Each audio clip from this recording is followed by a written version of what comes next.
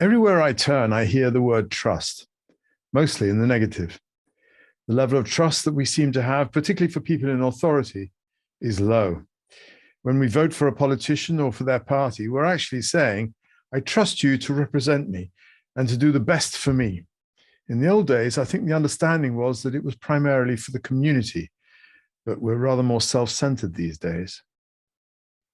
These are quite old statistics, but psychologist David Halpern found that just 51% of employees have trust and confidence in senior management. Only 36% of employees believe their leaders act with honesty and integrity. And over a 12-month period, 76% of employees said they had observed illegal or unethical conduct on the job, conduct which, if exposed, would seriously violate the public trust. One thinks of VW, Boeing, United Airlines, Instagram, and so on. A company's reputation, which has been carefully nurtured for years, suddenly becomes toast when one thing goes wrong, and worse, when the error is denied. The emotion aroused is betrayal, and we take badly to being betrayed. So what is trust? It's the product of a slow-building, layered process that happens over time. Dr. John Gottman, the relationship specialist, says that trust is built in very small instances, which he calls sliding door moments, after the film Sliding Doors, in which there are a series of moments and the choice of a split-second decision in each leads to very different outcomes. A decision can increase trust or destroy it. I see trust as a kind of emotional bank account. When you do something that enhances trust, then you make a deposit.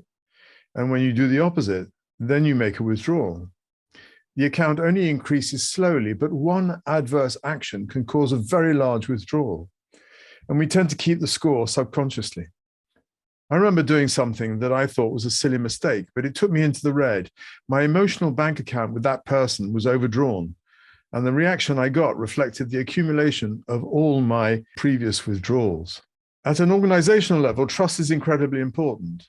Low trust causes friction, whether by unethical behavior or by ethical but incompetent behavior.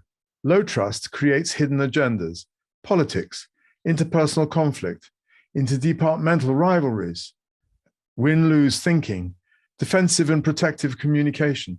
All these sour everything, every decision, every communication, and every relationship.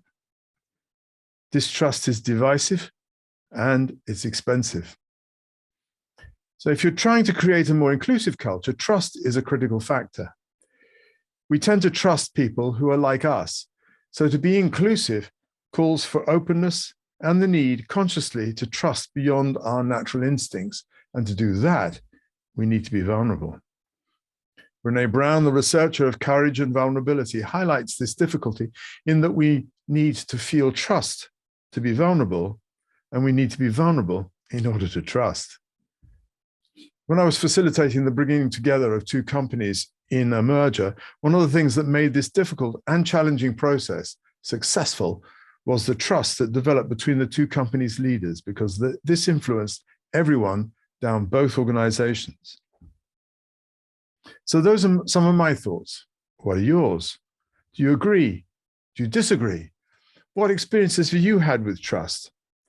Put your comments below, and if this message has been helpful or you're interested in others we're producing, please subscribe to our YouTube channel.